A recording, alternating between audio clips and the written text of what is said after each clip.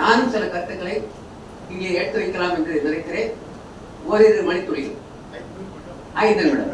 வாழ்க வளமுடன், வாழ்க வையகம், வாழ்க வையகம், வாழ்க வளமுடன். நாகரிக வளர்ச்சியுடைய அடிப்படை மக்கள் எங்கிருந்து தோன்றினார்கள் அப்படின்னு வரும்போது லெமூரியா கண்டத்திலிருந்து நாகரிகம் தொடங்குறது அப்படின்னு சொல்றாங்க. அப்படி வரும்போது நம்முடைய 3 தமிழ் சங்கங்கள் இருக்கு. கடை சங்கம் தான் நம்ம கிடைத்திருக்கக்கூடிய தொல்காப்பியம் முதற்கொண்டு பேசப்படுகின்ற இலக்கியங்கள், 12 திருமுறைகள். அப்படி வரும்போது வள்ளுவம் என்பது வள்ளுவமும் நம்முடைய வள்ளலாரும் தற்காலத்திற்கு ஏற்ற முறையிலேயே கருத்துக்களை பதிவு செய்திருக்கிறார்கள். முன்காலங்களில் முதல் தொடக்க காலங்களில் என்னவாக இருந்ததுன்னா வேதங்கள் தோன்றியது. இந்த 4 வேதங்கள் சொல்லும் போது ரிக், எதிர், சாம, அதர்வண வேதம் சொல்லும். அது சமஸ்கிருத மொழியில இருந்ததால அது நம்ம எளிதாக பின்பற்றக்கூடிய வகையில இல்லாததால உபநிஷங்கள் தோன்றிச்சு. உபநிஷங்கள் என்பது ஒரு ஆசிரியர் சீடனை தன் அருகே அமைத்து இறை கருத்துக்களை போதிப்பதாக இருந்தது. அத்தகைய கருத்துக்களும் சரியாக புறப்படாத காரணத்தால் இதிகாசங்கள், புராணங்கள், இதிகாசங்கள் கதைகளின் வாயிலாக மக்களுக்கு நன்னெறியை புகுத்துவதாக அமைந்தது. அந்த வகையிலே ராமாயணம், மகாபாரதம், அப்புறமா இந்த 18 அத்தியாயங்களை கொண்ட கீதை எல்லாமே நன்னெறி கருத்துக்களின் மூலமாக கருத்துக்களை சொல்வதாக அமைந்தது. இப்போ நம்ம வள்ளுவத்தை, அதாவது நோக்கம் என்னன்னா ஒழுக்கம், ஒற்றுமை, உயர்வு, அன்பு, காணத்தல், பக்தி. பக்தி எதுக்கு வந்ததுன்னா ஆரம்ப காலத்துல இறைவன் தான் இந்த உலகத்துக்கு காரணமானவன். இந்த உலகை படைத்த இறைவனுக்கு நாம எப்படி இருக்கணும்னா ஒரு கூட்டாக இருக்கும் போது, நாகரிக வளர்ச்சி அடையும் போது ஒழுக்கம், ஒற்றுமை, உயர்வு, அன்பு காண தேவை. இந்த வகையிலே நம்மளுடைய வாழ்க்கை சிறப்பாக அமையும் என்பதற்காக தான் வேதங்கள், இந்த புராண இதிகாசங்கள் எல்லாம் சொல்லப்பட்டது. இப்போ நம்ம வரும்போது திருக்குறளை பற்றி பார்க்கும்போது என்ன சொல்றேன்னா, திருக்குறள் என்பது பொய்யா மொழி. திருக்குறள் அரங்கேறுவதற்கு காரணமாக இருந்தவர் அவ்வை. இது எல்லா நாடுகளிலும் எல்லா மொழிகளிலும் மொழிபெயர்க்கப்பட்ட ஒரு நூல். இதை இல்லாத கருத்துக்களே கிடையாது. எல்லா இலக்கியங்களும், இலக்கியம் தோன்றிதான் இலக்கணம் பிறந்தது. அப்போ எல்லா இலக்கணங்களிலும் சொல்லப்பட்ட கருத்துக்கள் அனைத்துமே திருக்குறள்ல தெளிவாக அமைந்திருக்கிறது. முதல்ல கடவுள் வாழ்க்கையிலே என்ன சொல்றாரு, அகர முதல எழுத்தெல்லாம் ஆதி பகவன் முதற்றே உலகு. இறைவனை பற்றிய சிறப்பு எந்த இடத்துல ஒரு இந்த மதத்தை சார்ந்து சொல்லப்படவே இல்லை. முதல்ல சமணர்கள் தான் சொல்றாங்க. முதல்ல சமண மதம் தான் புத்திமிக்க சமணர்களை கழிவில் கொண்டால் புண்ணியர் என்று பலரால் போற்றப்பட்டார். சமணர்கள் தான் புத்திசாலிகள். சமண படுக்கைகள் எல்லாம் இருக்கிற இடத்துல சமண எழுத்துக்கள். அந்த வகையிலே ஐயா சொன்ன மாதிரி நாகரிகத்தை தெரிந்து கொள்வதற்கு 4 வழிமுறைகள் இருக்குது. அகழ்வாராய்ச்சி, அதெல்லாம் கடல்ல ஆராய்ச்சி பண்ணும்போது ரஷ்யர்கள்லாம் கை தேர்ந்தவர்கள், நிலப்பரப்புல பிரிட்டிஷ் பீப்புள்லாம் கை தேர்ந்தவர்கள், அதான் சிந்துவெளி நாகரிகம், மெசபொட்டோமிய நாகரிகம், அதெல்லாம். அப்படி வரும்போது கல்வெட்டு, அப்புறமா ஓலைச்சுவடி, பட்டயங்கள், அந்த வகையிலேயே நான் கல்வெட்டு பயின்றிருக்கிறேன். 1 ஆண்டு காலம் தமிழ் யூனிவர்சிட்டியில 1 இயர் படிச்சிருக்கேன். அதே மாதிரி மேனுஸ்கிரிப்டாலஜி என்று சொல்லப்படுகின்ற ஓலைச்சுவடி படிக்கிறதே 1 ஆண்டு படித்திருக்கிறேன். அப்போ திருவள்ளுவம் என்பது அதுல எடுக்கும் போதே என்ன சொல்றாரு, கடவுளை பற்றி தான். நம்ம இது கூட இந்த காதல் காவியங்கள்ல கூட, அமராவதி அம்பிகாவதியில கூட கவி என்ன சொல்றாங்க, எந்த பாடலாக இருந்தாலும் கடவுள் வாழ்க்கை முன்னோடியாக இருக்க வேண்டும். ஏன்னா கடவுள் தான் நம்மை வழி நடத்திக் கொண்டிருக்கிறார். அறவாழ்க்கை, இறைவனோடு கூடிய அறவாழ்க்கை. அதுதான் என்ன சொல்றாருன்னா, வள்ளுவம் என்ன சொல்றதுன்னா, முதல்ல நம்மளுடைய 4 முறைகள்ல அறம், பொருள், இன்பம், வீடு. அது அறத்துக்கு தான் கருள் என்ன சொல்றாருன்னா 1330 குறள்ல இந்த 3 அதிகாரங்களாக அறம், பொருள், இன்பம். அதுல சொல்லும் போது என்ன சொல்றாரு, அரணப்பட்டதே இல்வாழ்க்கை அன்பும் பிறன் படிப்பது இல்லாமல் என்று. அன்பும் அறனும் உடைத்தாய் நல்வாழ்க்கை பண்பும் பயன்பது. அன்பு என்பது இறைவன், அரண் என்பது ஒழுக்கம், கடமை, ஈவு. இந்த 3 நெறிகள், இந்த 2ஐயும் கடைபிடிக்கும் தன் வாழ்வில் உயர்ந்தவனாக இருப்பார், தங்களை வழக்கம் பெறுவார். தன்னை பற்றி உணர்ந்து கொண்டால் மற்ற உயிர்களை பற்றி தெரிந்து கொள்வார் என்பதற்காக பொருள் அல்லாதவற்றை பொருள் என்று உணரும் மருளாளன் மானாபுரம். பொருள் என்பது என்ன, மெய்ப்பொருள் தான், அந்த ஒன்றுதான் எல்லாமாக இருக்கிறது என்பதை உணர்ந்து கொண்டு செயல்பட வேண்டும். இன்பம், ஈத்துவோக்கும் இன்பம், அதாவது மற்ற வறியவர்களுக்கு நாம் உதவி செய்வது. அதுதான் அந்த 2வது அதிகாரத்தை சொல்லும் போது வான் சிறப்புன்னு சொல்லுவார். வான் நின்று வழங்கி வருவதால் தான் அமிழ்தன் நின்று போற்றல் அப்படின்ட்டு. நிலத்துக்கு நீர் தான் அடிப்படையானது, நீரின்றி உலகம் அமையாது. நாகரிக வளர்ச்சியே நீரின் அடிப்படையில் தான் வந்தது. அப்ப வள்ளுவம் என்பது ஒரு நம்முடைய தமிழர்களை நம்மளுடைய பெருமையை உயர்த்துவதற்காக வந்த ஒரு ஒரு குரல். அந்த இந்த பெருமை யாருக்கு சேரும்னா அவையை தான் சாரும். இத்தகைய சிறப்பு வாய்ந்த நானே டெய்லி 1330 குரலையும் நான் இது ஒரு போட்டுட்டேன். டெய்லி ஒரு குரல், தினம் ஒரு திருக்குறள்ல ஒரு நாளைக்கு ஒரு குரல் ஆரம்பிச்சு 1330 குரலை போட்டுட்டு திருப்பி ரீசைக்கிள் ஆரம்பிச்சிருக்கேன். அதே மாதிரி நம்ம வள்ளுவத்தை பத்தி பார்த்துட்டு இந்த இடத்துக்கு வரும்போது ராமலிங்க வள்ளலார் பொறுத்தவரையும் வாடிய பயிரை கண்ட போதெல்லாம் வாடினேன். 1723 1823 1874 அதுக்கப்புறம் தான் அவருடைய வழித்தோன்றலாக ஒருவர் தான் நம்மளுடைய வேதாத்ரி மகர்ஷி. இவர் சொல்லும்போது ராமலிங்க வள்ளலார் என்ன சொல்றாரு? ஒழுக்க நெறிகளை சொல்றாரு. அந்த ஒழுக்க நெறிகளை சொல்லும் போது முதல்ல புலால் உண்ணாமை, தன்மூன் பெருக்கத்திற்கு விருதும் உண்பான் எங்கனும் ஆளும் வரும். அப்போ மற்ற உயிர் துன்பப்படுவதை நம்ம பார்த்து இறங்குதல் வேண்டும். வாடிய பெயரை கண்ட போதெல்லாம் வாடினேன், மனம் வருந்தி, அதாவது மற்ற வீட்டுக்கெல்லாம் போய் பிச்சை எடுக்கிறவங்களை பார்த்தா எனக்கு மனசு வருத்தமா இருந்தது. அவருடைய கருத்துக்கெல்லாம் சொல்லிக்கிறே வர. அப்போ ஒழுக்க நெறி, அந்த ஒழுக்க நெறியில சொல்லும் போதுதான் அருட்பெரும் ஜோதி, அருட்பெரும் ஜோதி, தனிப்பெரும் கருணை, அருட்பெரும் ஜோதின்னு சொல்றார். அந்த ஜோதி வடிவமான இறைவனை அந்த ராமலிங்க வள்ளலாருடைய அவருடைய திருமுறைகளை சொல்லும்போது 5 திருமுறைகள்ல இறை கருத்துக்களை தான் சொல்வார். 6வது திருமுறைகள் தான் அவருடைய மெய்ப்பொருள் உணர்ந்து தன்னை உணர்ந்து உணர்ந்ததிலேயே மனிதன் இப்படி வாழ வேண்டும் என்று மறை கருத்துக்களை எல்லோரும் எளிதாக புரிந்து கொண்ட வழியிலே சென்றுரிப்பார். அப்போ அப்படி சொல்லும் போது என்ன சொல்றாருன்னா அவருடைய ஒழுக்க நெறிகள் தான். அதுல ஒழுக்க நெறிகள் என்ன சொல்றாருன்னா முதல்ல சில கருத்துக்களை ஒரு 7 விஷயங்கள்லாம் சொல்றாரு. இந்த இறந்து போனவங்களை எரிக்கக்கூடாது, குறைக்கணும். ஏன்னா எரிச்சா என்ன ஆகும்னா 4 நாள் கழிச்சுதான் உயிர் போவோம். அதனால எரிச்சோம்னா கொலைக்கு சமமானது, அதனால அதை பண்ணக்கூடாது. அப்ப வாடிய பயிரை கண்ட போதெல்லாம் வாடினே என்னும் போது மற்றவருடைய பசி என்ற துன்பத்தை போக்குவதற்காக இயன்ற அளவு நம்ம உதவி பண்ணணும். அதுதான் அவங்க இருக்கக்கூடிய இடத்துல உணவு தொடர்ந்து வழங்கப்படுகிறது. அணையா ஜோதி என்பதும் இருந்து கொண்டிருக்குது. இதெல்லாம் எதுக்குன்னா மக்களை நல்வழிப்படுத்துவதற்காக. இப்போ மக்கள் எப்படி இருப்பாங்க? தன்னுடைய கருத்துக்கள் மற்றவர்கள் அதை வழிநடத்தி செல்லும் போதுதான் அங்க எளிதாக மற்றவர்கள் பின்பற்றக்கூடிய அளவில் இருக்கும் என்ற வகையிலே இந்த ராமலிங்க வள்ளலாருடைய கருத்துக்களும் நம்மளுடைய திருவள்ளுவருடைய கருத்துக்கள் என்பது எல்லாவற்றையும் கடந்து வருதல், எல்லா புராண இதிகாசங்களையும் கடந்து வருதலை. இந்த ராமலிங்க வள்ளலார் என்பது ஐயா சொன்ன மாதிரி திருமுறைகள், அது இதெல்லாம் இருக்கக்கூடிய கருத்துக்கள்லாம் புராணங்கள், இதிகாசங்கள் இருக்கக்கூடிய கருத்துக்கள், வேதங்கள் இருக்கக்கூடிய கருத்துக்கள், எல்லாவற்றையும் திருக்குறள் இருக்கக்கூடிய திருமந்திரத்தில் இருக்கக்கூடிய கருத்துக்கள் எல்லாம் உள்ளடக்கியதாக இருக்கிறது. அதனால இது எல்லாருமே நம்ம எளிதாக பின்பற்றக்கூடியது. இது சொல்லும் போது கூட இவ்வளவு வழித்தோன்றல்கள் இருக்காங்க அப்படின்னு சொல்லும் போது நாம் அந்த வகையிலே நமக்கு எளிய பயிற்சிகள் தானே புலால் மறுத்தல், ஒழுக்க நெறி நின்று வாழ்தல், இறைவனை நம்முள்ளே காணல், இதெல்லாம் நமக்கு கிடைச்சதுன்னா தன்னலை விளக்கம் பெறுவோம். தன்னலை விளக்கம் பெறும்போது இறைவன் ஜோதியுடைய வானம் எல்லா இடங்களிலும் இருக்கிறான். பக்தின அறிவுக்கு அடிமையாவதே பக்தி, அறிவை அறிவால் அறிய பழகுதல் யோகம், அறிவை அறிவால் அறிந்தலிலே முக்தி, அறிவறிந்தோர் அன்பின் அறவே நான். அதான் சரியை கிரியை யோகம் ஞானம். ஞானம் என்பது அறிவின் தெளிவு. சரியை கோயிலுக்கு போகிறது, பூஜை புனஸ்காரங்கள், சடங்கு முறைகள் அதெல்லாம் விட்டுட்டு இறைவனை என்னுள்ளே காணுதல், இறைவனோடு நான் கொண்டு கலத்தல், அதான் சமாதி, மரணமில்லா பெருவாழ்வு என்ற நிலையை எய்துவதற்கான சித்தர்கள் கைகண்ட நெறிமுறைகள். இதான் நம்ம என்ன பண்றோம்? அகத்தவம் புறத்தவம் சொல்றோம். அகத்தவம் போது தியானம் பண்ணும், புறத்தவம்னா ஒழுக்க நெறி நின்று வாழ்தல். இந்த வகையிலே வள்ளுவமும் வள்ளலாருடைய கருத்துக்களும் மக்களை நல்வழிப்படுத்துவதற்காக சமுதாய மேம்பாட்டுக்கு சிறப்பாக கருத்துக்களை அளிப்பதாக உள்ளது என்பதை தெரிவித்துக் கொண்டு என்னுடைய உரையை நிறைவு செய்கிறேன். நன்றி, வாழ்க வளமுடன்.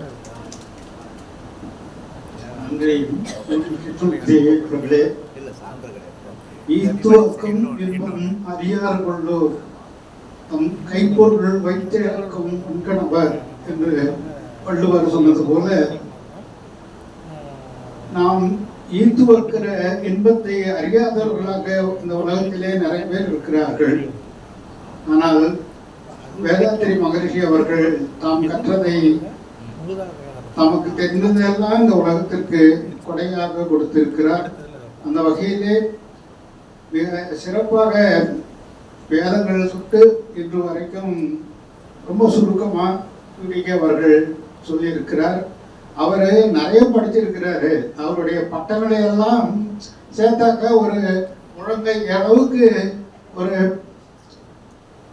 பட்டங்கள் வரும். அவருடைய பெயருக்கு பின்னால பட்டங்கள் ஒரு முழங்கை அளவுக்கு வரும்.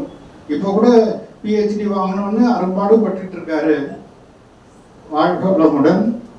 இன்றைக்கு அவர் எளிய முறை உடற்பயிற்சிகளை நமக்கு சொல்லி செய்து காட்டுவார். அதை நாம் தினமும் பின்பற்றலாம். நமக்கு மகரிஷி அவர்களுடைய எளிய முறை உடற்பயிற்சி புத்தகம் இருக்கா? புத்தகம் இருக்க எல்லாருக்கும் ஒன்று கொடுக்குறோம். அதை நீங்கள் வீட்டில் ட்ரை பண்ணி பாருங்க. ரொம்ப கஷ்டப்பட வேண்டாம், ரொம்ப சிம்பிளாக பண்ணால் போதும், ஸ்ட்ரெயின் பண்ணிக்க வேண்டாம். வாழ்க வளமுடன். எளிமையான பேச்சு. எளிமை என்னன்னா அதுக்கு உபகரணங்கள் தேவை. எளிய முறை பேச்சில் சிம்பிளிஃபைட் எக்ஸசைசஸ். எளிய முறையோட பேச்சில் எளிமையானது எல்லாரையும் செய்ய முடியும். 8 வயசுல இருந்து 80 வயசு வரை செய்யலாம். அது உபகரணங்கள் தேவையில்லை. உபகரணங்கள் பாய் மட்டும் இருந்தா போதும், அல்லது ஒரு விரிப்பு இருந்தா போதும். ஜிம்முக்கெல்லாம் போற மாதிரிலாம் நம்ம நிறைய பொருள் செலவெல்லாம் பண்ண வேண்டியது இல்லை. இப்போ விரிப்பு இருந்தா போதும், பாயோ அல்லது பெட்ஷீட்டோ இருந்தா போதும். இந்த பயிற்சிகள்லாம் காலை நேரத்தில் பண்ணது தான் சிறப்பு. ஏன்னா ரத்த ஓட்டம், வெப்ப ஓட்டம், காற்று ஓட்டம் அதனுடைய அடிப்படையில் தான் நம்ம உடல் இயங்குது. அந்த உடல் இயக்கத்தை முறைப்படுத்துவதற்காக நம்ம இந்த பயிற்சியை பண்றோம். இப்போ காலையில் தான் செய்வது சிறப்பு. அதில் நம்மளுடைய எளிமுறை உடற்பயிற்சியில் வேதாத்திரி மகரிஷி அவர்களால் வடிவமைக்கப்பட்ட பயிற்சி. அவருடைய உடலிலேயே 60 ஆண்டு காலம் பரிசோதனை பண்ணி பார்த்துதான் அவருடைய அந்த யோகாவுடைய அமைப்புகளை கொண்டு, அதெல்லாம் அவருக்கு மெடிக்கல் சயின்ஸ் எல்லாம் நிறைய படிச்சவர். அதனால சித்தம், ஆயுர்வேதம், யுனானி மருத்துவ முறைகள் எல்லாம் இருக்கக்கூடிய நுட்பங்களை எல்லாம் உணர்ந்துதான் உடல்ல இதெல்லாம் பயிற்சிகள்லாம் என்ன பலனை கொடுக்கும்னு ஆராய்ந்து பார்த்துதான் இதை கொடுத்துருக்காரு. அதனால 60 ஆண்டு அவருடைய உடம்புல பரிசோதனை பண்ணி பார்த்துதான் இந்த பயிற்சிகள்லாம் நமக்கு வடிவமைச்சு மக்கள் கொடுத்துருக்காரு. இது எளிமையான பயிற்சிகள். இந்த பயிற்சிகள்ல மொத்தம் 9 விதமான பயிற்சிகள் இருக்கு. எல்லா அவயங்களுக்கும் குறைந்தபட்ச இயக்கத்தை நாள்தோறும் ஒரு குறிப்பிட்ட நேரத்துல செலுத்துவது பயிற்சின்றது. எல்லா அவயங்களுக்கும் நாள்தோறும் ஒரு குறிப்பிட்ட நேரத்துல செய்வது. அது குறிப்பிட்ட நேரம் காலையிலும் போது நம்ம வெளிச்சமான அறையில, காற்றோட்டமான அறையில, தளர்வான ஆடைகளோட நம்ம செய்யணும். தளர்வான ஆடையின் போது நம்ம இந்த ட்ராக் பேண்ட், டிஷர்ட் போட்டோம்னா நல்லா இருக்கும். சரி, இப்போ நம்ம இன்னைக்கு தெரிஞ்சுக்கிறது கைப்பயிற்சி தெரிஞ்சுக்கலாம். ரொம்ப எளிமையான பயிற்சி. இப்போ கைப்பயிற்சி பார்க்குறேன். அப்படியே கேட்கும், நான் என் வாய்ஸே இருக்குமே. சரி, கைப்பயிற்சியில் நம்ம என்ன பண்ணுறோம்னா பார்த்தா அவங்களுக்கு வந்து இப்போ கைப்பயிற்சி காலை நல்லா கரெக்டாக எப்படி நிற்கிறோமோ அந்த இடத்துல நிற்கணும். கையை எவ்வளோ உயர்த்த முடியுமோ முயன்றாலே முழு பலன். இவ்வளோதான் வருதுன்னா பரவாயில்ல. முயன்றாலே முழு பலன்னா எவ்வளோ கை சேருமோ அந்த அளவுக்கு சேர்க்கணும். இயல்பான மூச்சு, 4 மூச்சை இழுக்கிறோம், மூச்சை விடுறோம், திரும்ப மூச்சை இழுக்கிறோம், மூச்சை விடுறோம், திரும்ப மூச்சை இழுக்கிறோம், விடுறோம், திரும்ப மூச்சை இழுக்கிறோம், விடுறோம். அப்புறமா ஹேண்ட் ஸ்டாப். 4 மூச்சு முடிஞ்சு போச்சு.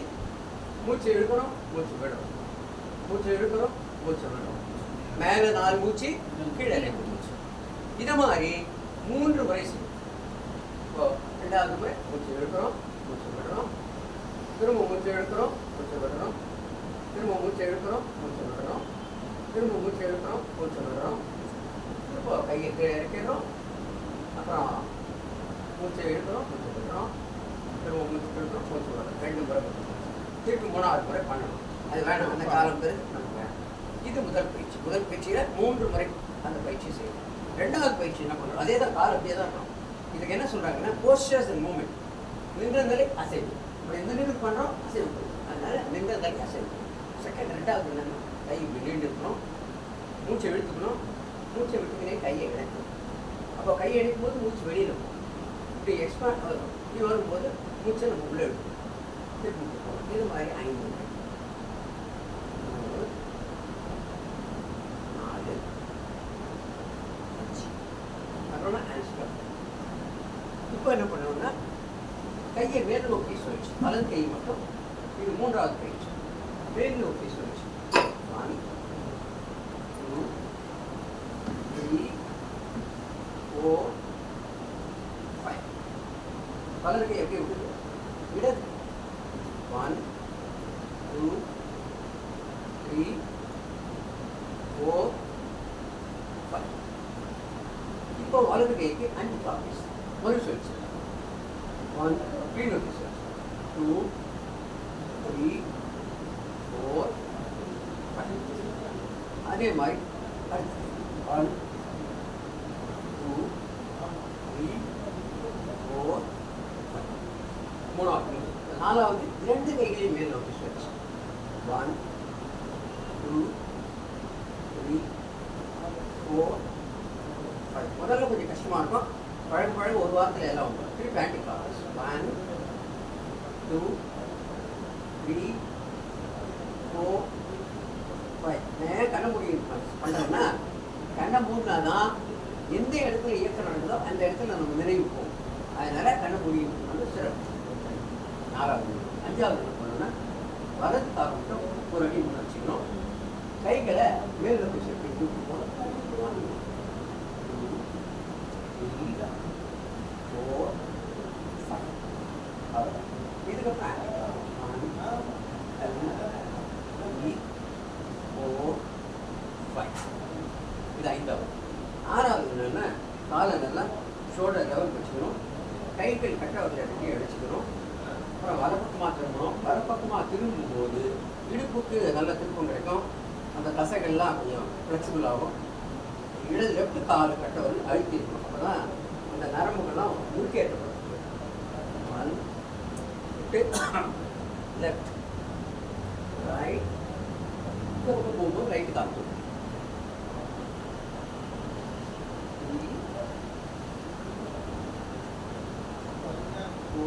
பார்வை நகை கல்லூரியாக இருக்கும். நகத்தை பார்க்க பார்வை இடுப்பு வரையணும். கால்கள் உயர்ந்திருக்கணும். அப்படி பண்ணும்போது நரம்புகள்லாம் நல்ல பலம். இது ஆறாவது. ஏழாவது பயிற்சின்னா காலை 3 அங்குல ஒரு கேப்பில் வச்சுக்கணும். முட்டியை ஜாயின் பண்ணிக்கணும். அடுத்த அளவு முட்டியை லேசாக ஜாயின் பண்ணிக்கணும். கையை மேலே சும்மா வச்சுக்கணும். வலச்சுழற்சியாக 3 முறை, இடச்சுழற்சியாக 3 முறை, திரும்ப வளர்ச்சியாக 3 முறை. ஏன்னா ரத்த ஓட்டம் அப்படி செயல்பட்டுன்றதால வலது இடது திரும்பி வரணும். இதுதான் கைப்பயிற்சி. எல்லா அவயங்களுக்குன்றதால முதல்ல கைப்பயிற்சி, அதுக்கப்புறம் கால் பயிற்சி, அப்புறம் மூச்சு பயிற்சி, அப்புறம் கண் பயிற்சி, அப்புறம் கபாலபதினா மூச்சு குழல், கபாலபதி, அப்புறம் மகராசனம் 1 2, அப்புறம் உடல் தேய்த்து விடுதல், உடல் தளர்த்துதல். அப்படின்னு பயிற்சிகள்லாம் நீங்கள் இன்னைக்கு உடற்பயிற்சியில் முதல் பயிற்சி கைப்பயிற்சி கற்றுக்குவீங்க. திரும்பனா நான் சொல்லித்தரேன். முதல் பயிற்சி கைகளை எவ்வளோ உழைக்கிறோமோ அதை வைக்கணும். 4 மூச்சு எடுக்கணும், மூச்சு விடணும். அது மாதிரி 4 தடவை. அப்புறம் கீழே 2 மூச்சு எடுக்கணும், மூச்சு விடணும். அதுக்கப்புறம் அதே மாதிரி 3 முறை பண்ணணும். முதல். ரெண்டாவது இருக்கணும் அவுட் இன் அவுட் இன், இது மாதிரி 5 முறை. மூணாவது மேல் நோக்கி சுழற்சி 5 முறை. இது மேல் நோக்கி சுழற்சி 5 முறை. திருப்பி ரைட்டு கீழ் நோக்கி சுழற்சி 5 முறை. திருப்பி லெஃப்ட் கீழ் நோக்கி சுழற்சி 5 முறை. நாலாவது 2 கையும் மேல் நோக்கி சுழற்சி 5 முறை. அப்புறம் கீழ் நோக்கி சுழற்சி 5 முறை. அப்புறம் 5வது பயிற்சி இது மேலே அப்படி வரும். அதுக்கப்புறம் ரிவர்ஸ். அதுக்கப்புறம் இழுப்பை லெஃப்ட் ரைட்டு. அதுக்கப்புறம் 7வது பயிற்சி காலை மூட்டுக்கள் பலப்படுறதுக்காக இந்த பயிற்சி. மூட்டு வலின்னு சொல்கிறாங்களே அதெல்லாம் சரியாக போகும். வலது இடது திரும்ப வலது. பாழ்காடு உண்டு. அடுத்த பயிற்சி சொல்லணும்னா சொல்லித்தரேன். இல்லை இது போதும் உங்கள் மார்க். ஆமாம், நேரமும் ஆயிடுச்சு. பாழ்காடு. நன்றி. அருமையானவர்களே, வாழ்க வளமுடன் அரங்கிலே தமிழ்நாடு திருவள்ளுவர் கழகம் இன்றைய தினம் வள்ளலாரையும் வள்ளுவரையும் இணைத்து அற்புதமான 2 எமயங்கள் ஐயா மதியரசு அவர்களும் பொருணைமாயன் அவர்களும் தலைவர் அவர்களும் சிறப்பான கருத்துக்களை கூறிவிட்டார்கள். இங்கே நாம் அனைவரும் வந்திருப்பவர்கள் வயதானவர்கள் தான், இதில் மாற்று கருத்து இல்லை. இதிலே இன்றைய சமுதாயம் சந்திக்கின்ற ஒரு பிரச்சனையை பற்றி உங்களிடம் நான் பேச விரும்புகின்றேன். வள்ளுவரையும் தொடவில்லை, நான் நிறைவான ஒரு பேச்சை கட்ட பிறகு அவர்களை தொடவில்லை. நான் இங்கே நம்முடைய பிரச்சனையை சொல்கின்றேன். இன்றைய தினம் வயதானவர்கள் வந்துவிட்டால், வயதானவர்கள் வீட்டிலே இருந்தால் அவர்கள் புறக்கணிக்கப்படுகின்றார்கள் என்ற ஒரு எண்ணம் சமுதாயத்தில் இருக்கின்றது. என்ன காரணம் என்றால், நாம் சொன்னதையே திரும்ப கேட்போம். ஒரு கேள்வியை கேட்போம் என்றால் எந்த ஊர் என்று கேட்போம் என்றால் அவர்கள் விளக்கம் கொடுப்பார்கள். ஒரு 2 கேள்விக்கு பிறகு மறுபடியும் இந்த ஊர் இருக்கு. நம்முடைய பேரப்பிள்ளைகள் நம்முடைய பிள்ளைகள் நம்மிடம் பேசுவதற்கு தயங்குகின்றார்கள். இது மாதிரி பொது இடங்களிலே வருகின்ற பொழுது பேசுகின்றோம், வைக்கின்றோம், எல்லாம் இருக்கின்றது. இவர்களுக்கு பாதுகாப்பு என்ன, எதிர்காலம் எப்படி இருக்கின்றது? போன்லே பார்க்கின்றோம், போன்லே பேசுகின்றோம். நேரே வருகின்றார்களா? அத்தை என்ன செய்றீங்க, பாட்டி என்ன செய்றீங்க அப்படி என்று பேசுவதற்கு யாராவது இருக்கின்றார்களா? இந்த குறை பல இடங்கள் தன்னுடைய பிள்ளைகள் பேரப்பிள்ளைகள் வெளியூரில் இருக்கின்றார்கள், பொருள் வசதி இருக்கின்றது, இருவரும் பென்ஷன் வாங்கிட்டார்கள், இவர்களுக்கு பேச ஆள் இல்லை. இந்த சமுதாயத்தின் நிலை, இதை மாற்ற என்ன செய்ய வேண்டும்? சுவிட்சர்லாந்திலே சமீபத்தில் நான் படித்த கட்டுரையின் அடிப்படையில் சொல்ல இருக்கின்றேன். இந்த செய்தி நான் படித்த செய்தி தான். அங்கே நேர வங்கி டைம் பேங்க் என்று ஒன்று வைத்திருக்கின்றார்கள். வெளிநாடு போனவர்களுக்கு தெரியும், நான் போனதில்லை. அந்த டைம் பேங்க் என்ன என்றால், அங்கே சமூக நலத்துறையிலிருந்து நீங்கள் இளைஞர்களாக இருக்கின்ற பொழுது, நாம் இளைஞர்களாக இருக்கின்ற பொழுது பல்வேறு பணிகள் செய்கின்றோம், பல்வேறு இடங்களுக்கு செல்கின்றோம். அந்த முதியவர்கள் வீட்டிற்கு செல்வது, பதிவு செய்து செல்வது. பதிவு செய்தவர்கள் என்றால் இவர்கள் ஒழுக்கமானவர்கள், நல்லவர்கள். ஏனென்றால் வயதானவர்கள் என்று போய் ஏமாற்றி விடக்கூடாது அல்லவா? நல்ல ஒழுக்கமானவர்கள் என்று சர்டிஃபிகேட் பண்ண அந்த இளைஞர்களோ நடுத்தர வயதானவர்களோ தன்னுடைய நேரத்தை 2 மணி நேரம் அவர்களிடம் கொண்டு செலவழிப்போம். அவர்களிடம் என்ன செய்வது என்றால் வேறு ஒன்றும் இல்லை, அவர்களை பேசுவது. நாம் பேசுவதல்ல, நான் பேசி நீங்கள் கேட்பது என்பது வேறு, உங்களை பேச சொல்லி நான் கேட்பது என்பது வேறு. அவர்களை பேச சொல்வது, அவருடைய அனுபவங்களை சொல்வது, அவருடைய கஷ்டங்களை சொல்வது, வேற ஒன்றும் இல்லை. தன்னுடைய கஷ்டத்தை சொல்வதற்கு கூட இன்று வாய் விட்டு அழுவதற்கு ஆள் இல்லை, சொல்வதற்கு ஆள் இல்லை என்று எத்தனை பெரியவர்கள் நாம் பக்கத்தில் இருக்கின்ற பெரியவர்களை பார்த்திருக்கலாம். பையன் லட்ச லட்சமாக அனுப்புவான், இருக்கலாம், பேச ஆள் இல்லையே. அவருடைய வருத்தங்கள், அவர்களுக்கு என்ன தேவை? 2 மணி நேரம் பேசும், ஒரு ஆறுதலாக இருக்கும். அவர்களுக்கு மருத்துவம் வேண்டுமா, மருத்துவ வசதிகளை கொண்டு கூட்டிக் கொண்டு செல்வது.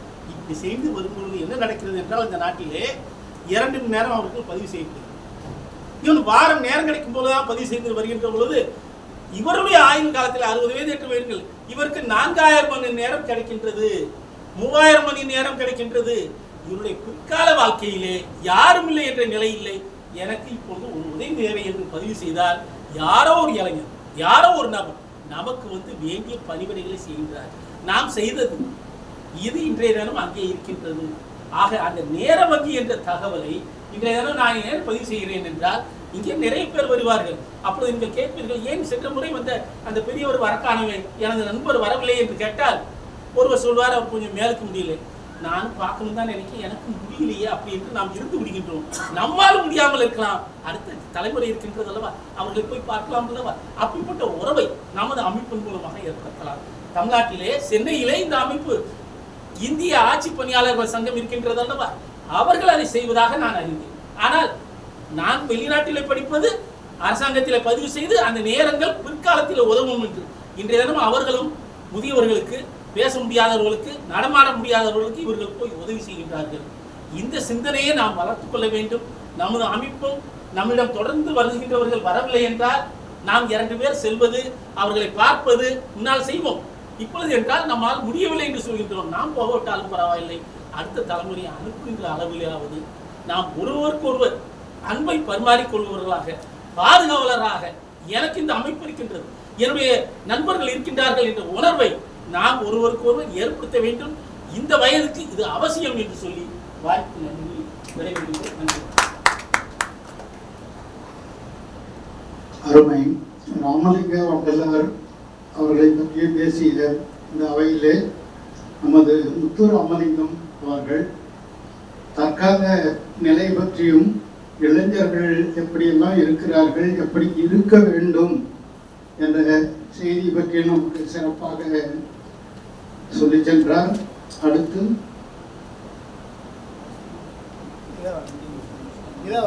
இளவரசன் அவர்கள் தமிழை எப்படி